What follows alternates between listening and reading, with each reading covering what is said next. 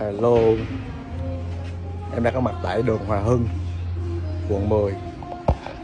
Hôm nay lên cho anh chị thêm một căn nhà mới xây, 1 trệt 2 lầu.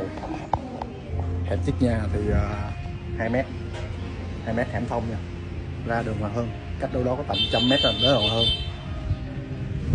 Anh chị vô căn nhà giúp em nha.